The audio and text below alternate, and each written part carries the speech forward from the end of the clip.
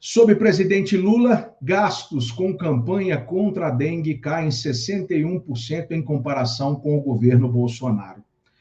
Vou trazer aqui uma informação para vocês e para os nossos comentaristas.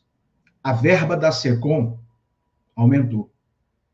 Saiu de 347 para 634 bilhões. Mas a verba para combate e a informação e as campanhas educativas contra a dengue, essa teve uma queda de 61%. E aí os casos de dengue no Brasil, aumentaram e passaram já de 2 milhões. Um total desrespeito com a população do Brasil.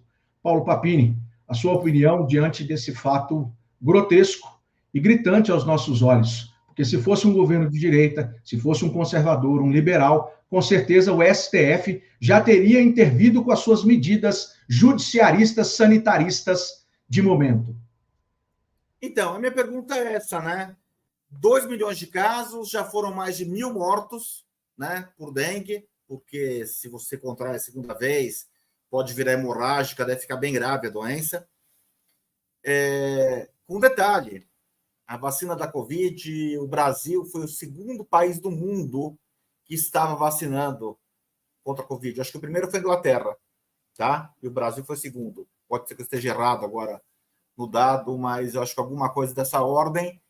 E era uma doença nova, com uma vacina nova, experimental, etc. A dengue é uma doença que já existe aí há 100 anos. A vacina contra a dengue deve existir pelo menos há uns 40 ou 50.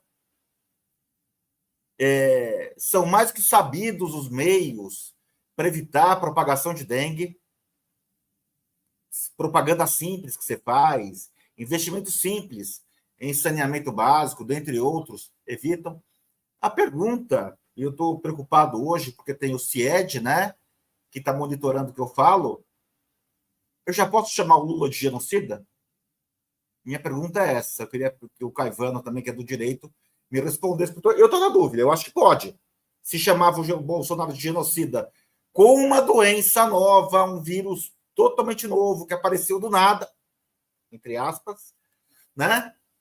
Agora com uma doença que se sabe como combater, como prevenir, etc., com vacina disponível há 40, 50 anos, e não se faz nada, sendo que aumentou o custo de comunicação do governo, aumentou o custo com o Lei Rouanet, e por aí vai, eu acho que já pode chamar o Lula de genocida. Eu só acho, eu não estou chamando. Papini. E lembrando, né, o pessoal aí nos comentários do chat estava trazendo, e eu jogo a bola para o Caivano, lembrando que a ministra da Saúde atual, dessa incompetência total do presente momento, olhando os números e aquilo que faz, beneficiando talvez o seu filho lá em Cabo Frio, né, com alguns recursos, a ministra Nízia Trindade, Caivano, era a mesma que comandava a Fiocruz no período da pandemia. Era a mesma que foi escolhida e chegou até os gestores do Ministério da Saúde, que inclusive teve acho que 2 mandatos, se não me falha a memória. Então ela se revelou no governo atual do comunista totalitário de plantão, e agora nós vemos as baixas, mais mortes, numa situação de dengue epidêmica. Qual a sua opinião sobre essa questão da Nízia, a incompetência e o modo de governo que nunca muda do governo comunista totalitário de plantão do Brasil? A coincidência, Daniel, você é muito maldoso. Brasil é o país das coincidências. Hashtag só que não. A gente vem dizendo aqui ao longo da semana, né? Hoje eu estou na terceira participação, vou pedir música, mas não naquele programa lá, vou pedir música em outro lugar. A gente vem dizendo sempre a mesma coisa. Esse governo não é incompetente. Esse governo, ele não está fazendo algo errado. Ele está fazendo o que, para ele, na visão dele, é certo. Destruir o Brasil.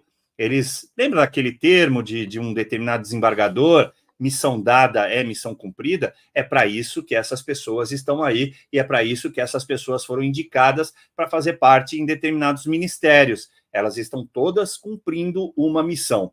Eu vou divergir do meu querido amigo Papini só nessa questão daquele vírusinho que veio lá, supostamente da Ásia, ele não é um vírus novo.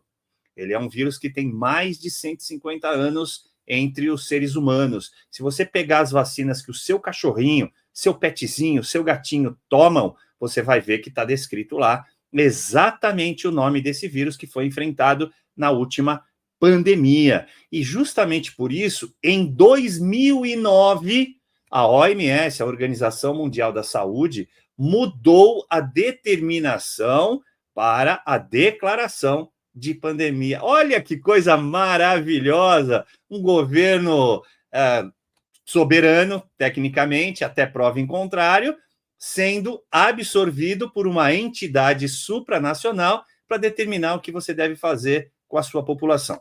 Bom, dito isso, apenas para a primeira premissa, eu quero colocar para vocês, meus amigos, da seguinte maneira: tudo isso não me surpreende. Agora, o que me surpreende é a população continuar acreditando que alguém tenha que resolver essa situação, que não ela mesma. Então, vamos lá, deixe-me explicar.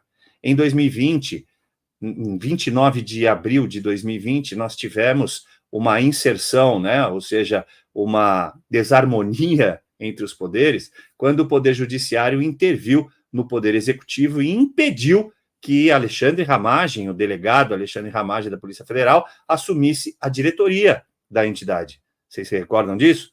Pois bem, ali a gente passou a viver o que hoje está escancarado, que é a crise institucional. As instituições brasileiras não funcionam. Então, para mim, é natural que o Ministério da Saúde, a essa altura, hoje, também não funcione. Natural, é apenas uma das consequências.